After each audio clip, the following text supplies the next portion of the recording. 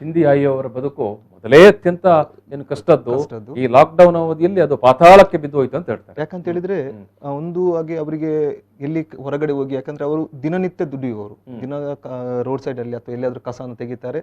So ಆ ಕಸವನ್ನು ಮಾರಾಟನ ಗುಜರಿಯವರಿಗೆ ಮಾರಿ ಅದರಿಂದ ಬಂದ ದುಡ್ಡನ್ನು ಆ ದಿವಸಕ್ಕೆ ಅವರು ಊಟ ಮಾಡಿ ಮಲಗ್ತಾರೆ. ಅಂತವರಿಗೆ ಈ ಲಾಕ್ಡೌನ್ ಏನಾಯ್ತು, ಹೊರಗಡೆ ಹೋಗುವಾಗಿಲ್ಲ, ಒಳಗಡೆ ತಿನ್ಲಿಕ್ಕೆ ಏನಿಲ್ಲ, ಮಕ್ಕಳಿದ್ದಾರೆ, ಅವರು ಕೂಡ ಮನುಷ್ಯರಲ್ವಾ. ಸೊ ಹಸಿವಂದರೆ ಪ್ರತಿಯೊಬ್ಬರು ಕೂಡ ಇರುವಂಥದ್ದೇ. ಸೊ ಈ ಸಂದರ್ಭದಲ್ಲಿ ಲಾಕ್ಡೌನ್ ಅಲ್ಲಿ ಬಹಳಷ್ಟು ಕಷ್ಟಪಟ್ಟಿದ್ದಾರೆ ಅವರು. ಆ ಸಂದರ್ಭದಲ್ಲಿ ನಾವು ಇಡೀ ನಮ್ಮ ಕರ್ನಾಟಕದಲ್ಲಿ ಸುಮಾರು ಈಗ 10,000 ಸುಮಾರು 7,000 ಫ್ಯಾಮಿಲಿಗಳಿಗೆ ನಾವು ಕುಟುಂಬಗಳಿಗೆ ನಾವು 3 ತಿಂಗಳು ಇದು ಕೊಡ್ತಾ ಇದ್ದೇವೆ, ರೇಷನ್ ಕೊಡ್ತಾ ಇದ್ದಾರೆ. ಈಗ ನಿಮ್ಮ ಸರ್ವ ಪ್ರಕಾರ ಕರ್ನಾಟಕದಲ್ಲಿ ಸುಮಾರು 10,000ದಷ್ಟು ಈ ರೀತಿಯ ಚಿಂದಿ ಆಯುವ ಜನರಿದ್ದಾರೆ. ಜಾಸ್ತಿ ಇದ್ದಾರೆ. ನಮ್ಮ ಸಂಸ್ಥೆ ಒಟ್ಟಿಗೆ ಇದ್ದು ನಾವು 10,000 ಈಗ 7,000 ಕೊಟ್ಟಾಗಿದೆ, ಇನ್ನು 3,500 ಜನರಿಗೆ ನಾವು ಕೊಡ್ಲಿಕ್ಕಿದ್ದೇವೆ. ಸೊ ಅಂದ್ರೆ ಒಂದು ಇದು ಮಾಡಿದ್ದೇವೆ. ಅದು ಅಲ್ಲದೆ ನಾವು ಸುಮಾರು 1,000 ಜನರವರೆಗೆ 2,500 ಜನಕ್ಕೆ ತಿಂಗಳಿಗೆ 1,500ದಿಂದ 2,000 ತನಕ 3 ತಿಂಗಳು ನಾವು ಹಾಕ್ತಾ ಇದ್ದೀವಿ. ಫೈನಾನ್ಷಿಯಲ್ ಸಹಾಯ ಮಾಡ್ತಾ ಇದ್ದೀವಿ. ನೇರವಾಗಿ ಆರ್ಥಿಕ ಸಹಾಯವನ್ನೇ ಈ ಒಂದು ಚಿಂದಿ ಆಯುವ ಕುಟುಂಬದವರಿಗೆ ನೀವು ಮಾಡ್ತಾ ಇದ್ದೀರಿ. ಯಾಕಂತ ಹೇಳಿದ್ರೆ ಕೆಲವರಿಗೆ ಕಿಟ್ ಕೊಟ್ಟ ಕೂಡಲೇ ಏನಾಗುತ್ತೆ, ಅವರಿಗೆ ಬೇಕಾದದ್ದು ಮಾತ್ರ ಸಿಗುತ್ತೆ. ಅಂದ್ರೆ ನಮ್ಗೆ ನಾವು ಏನ್ ಕೊಡ್ತೇವೆ ಅದನ್ನು ಮಾತ್ರ ಉಪಯೋಗಿಸಬೇಕಾಗುತ್ತೆ. ಈ ದುಡ್ಡನ್ನ ಈ ಸಲ ಈಗ ಸರ್ಕಾರ 2 ಪ್ಯಾಕೇಜ್ ಘೋಷಣೆ ಮಾಡಿತ್ತು, ನಿನ್ನೆ ಒಂದು ಅದಕ್ಕಿಂತ ಮೊದಲು ಒಮ್ಮೆ. ಅದರಲ್ಲಿ ಚಿಂದಿ ಆಯವರಿಗೆ ನೋಡಿ ಅವರ ಹೆಸರುಂಟಾ? ಒಂದೇನ್ ಗೊತ್ತಾ, ಇಷ್ಟರವರೆಗೆ ಪ್ಯಾಕೇಜ್ ಒಳಗಡೆ ಇವರು ಇರ್ಲಿಲ್ಲ. ಆದ್ರೆ ಒಂದು ಖುಷಿ ಅಂತ ಹೇಳಿದ್ರೆ ಈ ಸಲ ನಮ್ಮ ರಾಜ್ಯ ಸರ್ಕಾರ ಪ್ಯಾಕೇಜ್ ಘೋಷಿಸುವಾಗ ಇವರಿಗೆ 2,000 ರೂಪಾಯಿ ಘೋಷಣೆ ಮಾಡಿದ್ದಾರೆ. ಒಂದು ಇಲ್ಲಿ ಬಹಳ ಮುಖ್ಯ ವಿಚಾರ ಏನಂತ ಹೇಳಿದ್ರೆ, ನಾವು 2 ವರ್ಷ ಕೆಲಸ ಮಾಡಿದೊಂದು ಈಗ ಸಾರ್ಥಕ ಏನಂತ ಹೇಳಿದ್ರೆ, ನಾವು ಆವಾಗ ಅವರಿಗೆ ಬ್ಯಾಂಕ್ ಅಕೌಂಟು ಆಧಾರ್ ಕಾರ್ಡ್ ಮಾಡಿಸಿದ್ರಿಂದ ಈಗ ನಾವು ಅವರೊಟ್ಟಿಗೆ ನಾವು ಕೆಲಸ ಮಾಡಿ, ಯಾಕಂದ್ರೆ ಅವರಿಗೆ 2,000 ಅನೌನ್ಸ್ ಮಾಡೋದು ಕೂಡ ಗೊತ್ತಿರ್ಲಿಕ್ಕಿಲ್ಲ. ಯಾಕಂದ್ರೆ ಯಾವ ರೀತಿ ಅವರಿಗೆ ಇದಿಲ್ಲ, ಅಥವಾ ಮೊಬೈಲ್ ಇಲ್ಲ, ಈಗಲೂ ಇಲ್ಲ, ಟಿವಿ ನೋಡೋದು ಇಲ್ಲ ಅಂತ ವ್ಯವಸ್ಥೆಯಲ್ಲೂ ಇರುವುದಿಲ್ಲ. ಈಗ ನಾವು ಅವರಿಗೆ ಹೋಗಿ ಅವರೊಟ್ಟಿಗೆ ಹೋಗಿ ಪ್ರತಿ ನಮ್ಮ ಕರ್ನಾಟಕದಲ್ಲಿ ಎಲ್ಲ ಬೇಸ್ಪಿ ಕರೆದು ಈಗ ಲೇಬರ್ ಕಾರ್ಡ್ ಎಲ್ಲ ಮಾಡ್ತಾ ಇದ್ದೇವೆ. ಆದ್ರೆ ಇನ್ನೂ ಕೂಡ ಏನ್ ಸಮಸ್ಯೆ ಅಂತ ಹೇಳಿದ್ರೆ, ಹೆಚ್ಚಿನವರಿಗೆ ಈಗಲೂ ಕೂಡ ಆಧಾರ್ ಕಾರ್ಡ್, ಇನ್ನು ಹೊಸ ಬೇರೆ ಬೇರೆ ಊರಿಂದ ಬಂದವರು ಇರ್ತಾರೆ, ಅವ್ರಿಗೆ ಈಗಲೂ ಕೂಡ ಆಧಾರ್ ಕಾರ್ಡ್ ಇಲ್ಲ.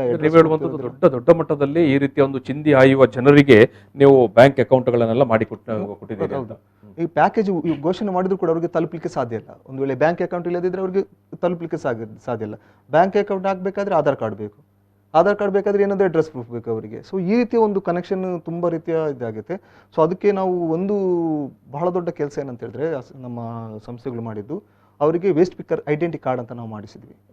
ಯಾಕಂದ್ರೆ ಮಂಗಳೂರು ನಗರ ಪಾಲಿಕೆಯಿಂದ ಸೊ ಯಾರೆಲ್ಲ ಕಸ ಆಯುವರು ಇರ್ತಾರೆ ಅವ್ರಿಗೊಂದು ಕಾರ್ಡ್ ನಾವು ಮಾಡಿಸಿದ್ದೇವೆ. ಅಂದ್ರೆ ಮಂಗಳೂರು ನಗರ ಪಾಲಿಕೆ ಮಾಡಿಕೊಟ್ಟಿದೆ. ಇದು ಮಂಗಳೂರು ಮಹಾನಗರ ಪಾಲಿಕೆ ವ್ಯಾಪ್ತಿಯಲ್ಲಿ ಸುಮಾರು ಎಷ್ಟು ಜನ ಇದ್ದಾರೆ? 156 ಜನನ ನಾವು ಹೋದ ವರ್ಷದಲ್ಲಿ ಸರ್ವೆ ಮಾಡಿದಾಗ ಸಿಕ್ಕಿದ್ರು. 156 ಕುಟುಂಬಗಳು. 56 ಜನನ ನಾವು ಐಡೆಂಟಿಫಿಕೇಶನ್ ಮಾಡಿದ್ವಿ. ಅವರ ಕುಟುಂಬ ಇದೆ ಅಲ್ವಾ, ಅವ್ರ ಮಕ್ಕಳು ಅದೇ ಅವರ ಮಕ್ಕಳು ಸಹ ಇದ್ದಾರೆ. ಅವರು ಮಕ್ಕಳೆಲ್ಲ ಸೇರಿದ್ರೆ ಕುಟುಂಬ ಇನ್ನೂ ದೊಡ್ಡದಾಗುತ್ತೆ. 156 ಕುಟುಂಬವನ್ನು ನೀವು ಐಡೆಂಟಿಫೈ ಮಾಡಿದ್ದೀರಿ. ಸೊ ಅವರಿಗೆಲ್ಲ ನಗರಸಭೆ ವತಿಯಿಂದನೇ ಕಳೆದ ಅಕ್ಟೋಬರ್ 1ಗೆ ಕಾರ್ಡಿನೆಲ್ಲ ಇಶ್ಯೂ ಮಾಡಿಸಿದ್ವಿ ಅವರಿಗೆ. ಸೊ ಆ ಕಾರ್ಡ್ ಇದ್ದಿದ್ದರಿಂದ ನಮಗೆ ಹೆಲ್ಪ್ ಆಯ್ತು. ಈಗ ಬ್ಯಾಂಕ್ ಅಲ್ಲಿ ಹೇಗೆ ಡಾಕ್ಯುಮೆಂಟ್ಸ್ ಎಲ್ಲ ಕೇಳ್ತಾರಲ್ವಾ, ಸೊ ಅದು ಒಂದು ಬೇಸ್ ಕಾರ್ಡ್ ಆಗಿ ಇಟ್ಕೊಂಡು ಅದು ವ್ಯಾಲಿಡ್ ಕಾರ್ಡ್, ಅವರಿಗೆ ಒಂದು ಬ್ಯಾಂಕ್ ಅಕೌಂಟ್ ಇರ್ಬೋದು, ಆಧಾರ್ ಕಾರ್ಡ್ ಮಾಡಿಸ್ಲಿಕ್ಕೆ. 256 ಕುಟುಂಬದವರು ಕೂಡ ಬ್ಯಾಂಕ್ ಅಕೌಂಟ್ ಮಾಡಿಕೊಂಡ್ರೆ ಇವಾಗ ಮ್ಯಾಕ್ಸಿಮಮ್ ಜನದ ಹತ್ರ ಈಗ ಬ್ಯಾಂಕ್ ಅಕೌಂಟ್ ಇದೆ. ಕೆಲವೊಬ್ರು ತುಂಬಾ ವಯಸ್ಸಾದವರಿಗೆ, ಅವರಿಗೆ ಬೇಡವೇ ಬೇಡ ಅಂತಂದವ್ರಿಗೆ ಅವರಿಗೆ ಮನವರಿಕೆ ಮಾಡೋದೊಂದು ತುಂಬಾ ಕಷ್ಟ ಇರುತ್ತೆ. ಯಾಕಂದ್ರೆ ಅವ್ರ ಮನಸ್ಸಲ್ಲಿ ಅಂತಂದ್ರೆ ಯಾರ ಮೇಲೂ ನಂಬಿಕೆ ಇರಲ್ಲ. ಯಾಕಂದ್ರೆ ಅವ್ರ ಜೀವನ ಪರ್ಯಂತ ಅವ್ರ ಮೇಲೆ ಯಾರು ಸಹ ಒಂದು ಒಳ್ಳೆ ರೀತಿಯಲ್ಲಿ ಇರಲ್ಲ.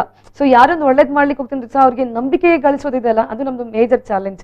ಸೊ ಅದಕ್ಕೆ ನಾವು ಪ್ರತಿನಿತ್ಯ ಹೋಗೋದಾಗ್ಲಿ, ಒಂದೊಂದು ಅವ್ರಿಗೆ ಏನ್ ಬೇಕು ಸಪೋರ್ಟ್ ಅರ್ಥ ಮಾಡ್ಕೊಂಡು ಅವ್ರ ಹತ್ರ ಕುತ್ಕೊಂಡು ಮಾತಾಡಿ ಅವರ ಲೆವೆಲ್ಗೆ ನಾವು ಹೋಗಿ ಈಗ ಈ ಕೋವಿಡ್ ಮತ್ತು ಈ ಒಂದು ಕೊರೋನಾ ಸಂದರ್ಭದಲ್ಲಿ 256 ಕುಟುಂಬದವರು ಏನ್ ಮಾಡ್ತಾ ಇದ್ದಾರೆ, ಎಂತ ಮಾಡ್ತಾ ಇದ್ದಾರೆ, ಏನಾಗಿದೆ, ಯಾರವ್ರನ್ನ ಮಾತಾಡಿಸಿದ್ದಾರೆ? ನಾವು ದಿನನಿತ್ಯ ನಾವು ಅವರಿಗೆ ಕಾಲ್ ಮಾಡ್ತೇವೆ, ದಿನನಿತ್ಯ ಕಾಲ್ ಮಾಡ್ತೇವೆ, ದಿನನಿತ್ಯ ಅವ್ರಿಗೆ ಭೇಟಿ ಕೊಡ್ತೇವೆ. ಅಲ್ಲಿ ಒಂದು ವೇಳೆ ಯಾರಿಗಾದ್ರೂ ಆರೋಗ್ಯ ಸಮಸ್ಯೆ ಬಂದಾಗ ನಾವೇ ಖುದ್ದಾಗಿ ಅವ್ರನ್ನ ಆಸ್ಪತ್ರೆಗೆ ಸೇರಿಸ್ತಾ ಇದ್ದೀವಿ, ಎಲ್ಲರನ್ನ ಆಸ್ಪತ್ರೆ ಸೇರಿಸ್ತೇವೆ. ಅದೇ ರೀತಿ ಕೋವಿಡ್ ಪಾಸಿಟಿವ್ ಬಂದ ಮನೆಗೆ ಅವರಿಗೆ ನಾವು ವಿಶೇಷವಾಗಿ ಕಾಳಜಿ ವಹಿಸಿ ಅವರನ್ನ, ಯಾಕಂತ ಹೇಳಿದ್ರೆ ಅಲ್ಲಿ ಆ ಕಮ್ಯುನಿಟಿಯಲ್ಲಿ ಆ ಸಮುದಾಯದ ಒಳಗಡೆ ಯಾರಿಗಾದ್ರೂ ಕೋವಿಡ್ ಬಂದ್ರೆ ಸೊ ಅದು ಬಹಳಷ್ಟು ಬೇಗ ಪಸರಿಸ್ತದೆ. ಯಾಕಂತ ಹೇಳಿದ್ರೆ ಅಲ್ಲಿ ಯಾವ ರೀತಿಯ ಇದಿಲ್ಲ, ಮನೆ ಒಂದೇ ಒಂದು ಜೋಪಡಿ ತರ ಮನೆ ಇರ್ತದೆ ಕೆಲವರದ್ದು. ಸೊ ಕೆಲವರು ಮನೆನೇ ಇರೋದಿಲ್ಲ, ಸೊ ಅಲ್ಲೆಲ್ಲ ಅಡ್ಡಾಡ್ತಾ ಎಲ್ಲಿ ವಾಸ ಮಾಡ್ತಾ ಇದ್ದಾರೆ. ಕೆಲವರು ನೋಡಿ ಉಚ್ಚಿಲ, ಉಳ್ಳಾಲದಲ್ಲಿ, ಮತ್ತೆ ಕೋಟೆ ತೊಕ್ಕೋಟ ಹತ್ರ, ಪಚ್ಚನಾಡಿ ಹತ್ರ, ಮತ್ತೆ ನಮ್ಮ ರೈಲ್ವೆ ಸ್ಟೇಷನ್ ಹತ್ರ, ಮತ್ತೆ ಪಂಪಲ್ಲಿ, ಮಾರ್ಕೆಟ್ ರೋಡ್ ಅಲ್ಲಿ ಎಲ್ಲಿ ಜನಸಂದಣಿ ಜಾಸ್ತಿ ಇರೋದಿಲ್ಲ. ಇಲ್ಲಾಂದ್ರೆ ಏನೋ ಮಾರ್ಕೆಟ್ ರೋಡ್ ಅಲ್ಲಿ ಪ್ಲಾಸ್ಟಿಕ್ ಎಲ್ಲ ಜಾಸ್ತಿ ಸಿಗುತ್ತೆ.